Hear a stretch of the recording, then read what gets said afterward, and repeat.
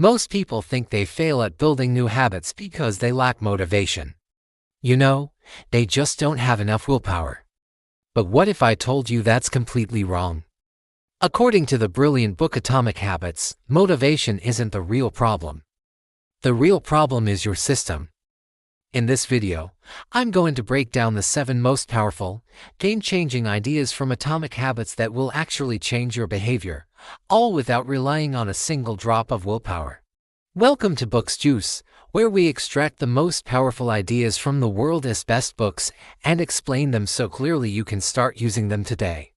If you love turning wisdom from books into real-life results, do yourself a favor and hit that subscribe button. Alright, let's dive right in. The first big idea, and the one the whole book is named after, is this: small habits lead to big results. The core concept of Atomic Habits is beautifully simple. Tiny, almost unnoticeable habits don't seem to matter much in the moment. I mean, improving by just 1% every day. It doesn't feel impressive at all. You won't see a difference tomorrow or even next week. But here's the magic. Over time, those tiny, daily improvements compound, just like money earning interest in a bank account. Imagine this: if you get 1% better each day for a year, you'll end up nearly 38 times better by the time you're done. On the flip side, getting 1% worse every day for a year will bring you down almost to zero. This compounding effect works both ways. That's why your small, seemingly insignificant daily choices are quietly and relentlessly shaping your future. That one extra cookie, that 10 minutes of scrolling instead of reading, that decision to hit snooze, they all add up. The key isn't to make a massive, earth-shattering change overnight. It's to make a tiny, atomic-level improvement and stick with it. Now, let's move to the second idea, which completely reframes how we should think about change. Focus on your identity, not your goals. This one is a huge paradigm shift for most people. We're all taught to set outcome-based goals. Things like, I want to lose 20 pounds, or I want to read 50 books this year, or I want to run a marathon. The problem with this approach is that these goals don't actually change who you believe you are on the inside. You're just chasing an outcome. And once you reach it, what happens then? Or worse, if you get discouraged along the way, you just give up. Instead, James Clear suggests we focus on identity-based habits. Don't start with what you want to achieve. Start with who you want to become. Instead of saying, I want to lose weight, ask yourself, what would a healthy person do? A healthy person would probably choose a salad over fries, take the stairs instead of the elevator, and make time for exercise. Instead of I want to read more, ask, what would a reader do? A reader would probably carry a book with them everywhere, have a dedicated reading spot, and spend less time on their phone. Every single habit you perform is like casting a vote for the type of person you want to become. Each workout is a vote for I am an athletic person. Each page you read is a vote for I am a reader. The goal isn't to run a marathon, it's to become a runner. The goal isn't to write a novel, it's to become a writer. Once your identity starts to shift, your behaviors follow naturally. Okay, so you've decided who you want to be. How do you actually start doing the things that person would do? This brings us to idea number 3, make your habits obvious.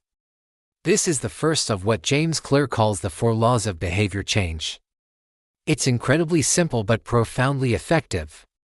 If a habit isn't visible, if the cue for it is hidden, it's so easy to forget.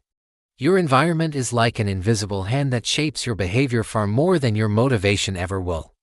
You can have all the willpower in the world, but if your environment is working against you, you're fighting an uphill battle.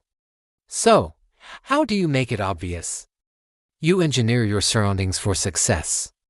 You want to read more. Don't just hope you'll remember. Put the book you want to read directly on your pillow. You can't go to bed without literally picking it up. You want to drink more water. Fill up a water bottle and place it right on your desk where you can't miss it. Want to work out in the morning? The night before, lay your workout clothes, shoes, and everything you need right next to your bed.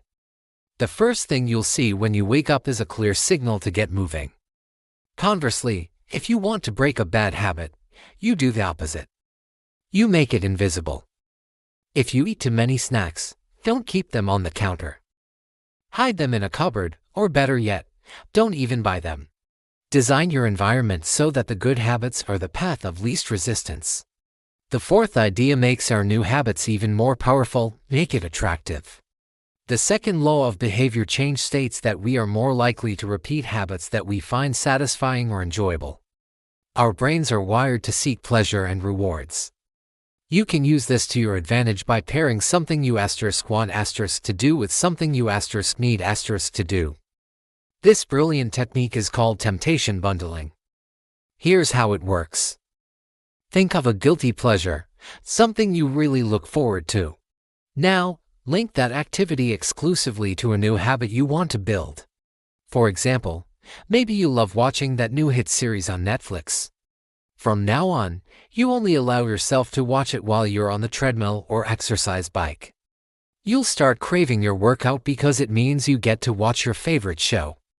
Another example, you love that fancy coffee from the local cafe. Now, you only drink that coffee while you're reading a chapter of your book, or while you're planning your week.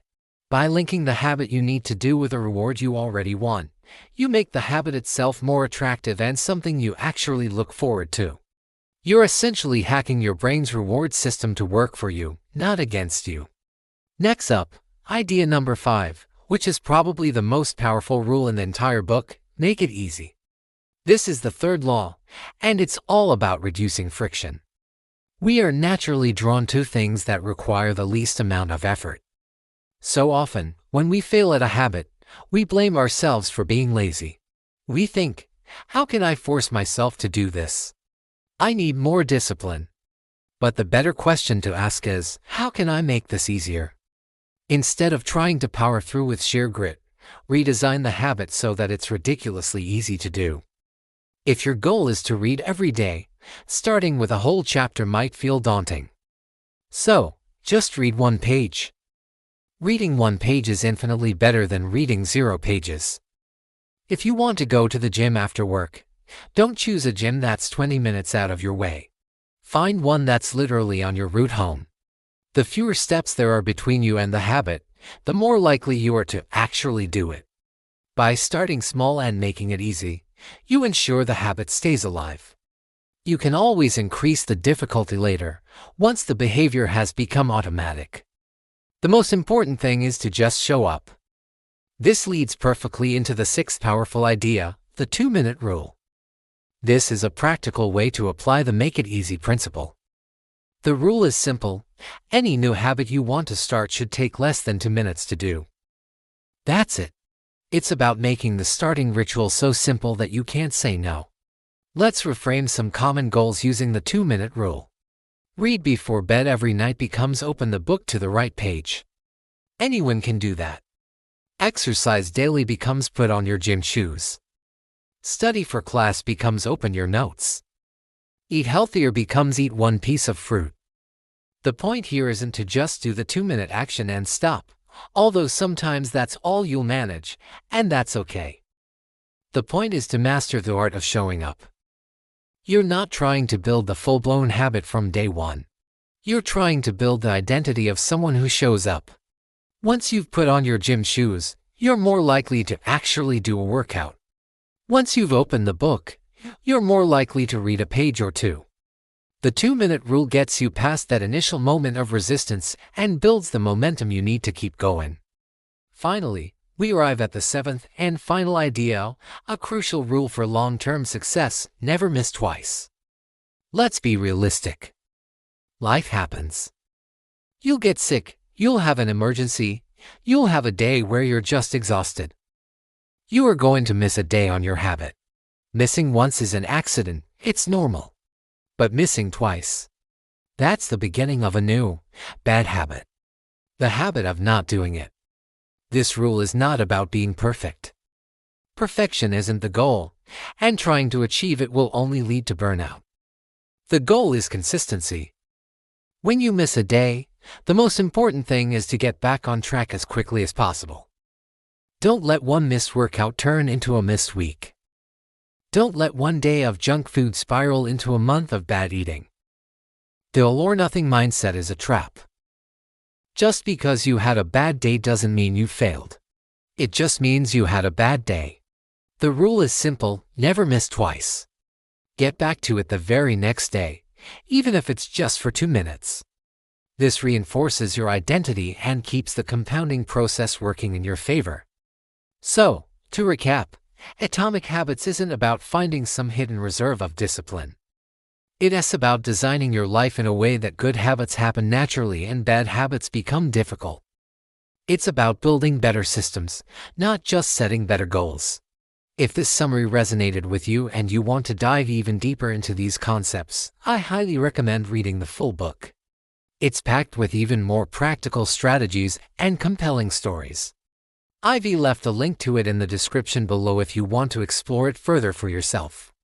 Thanks for watching. Subscribe to Books Juice for more clear, practical ideas from the world's best books, delivered one powerful insight at a time. See you in the next video.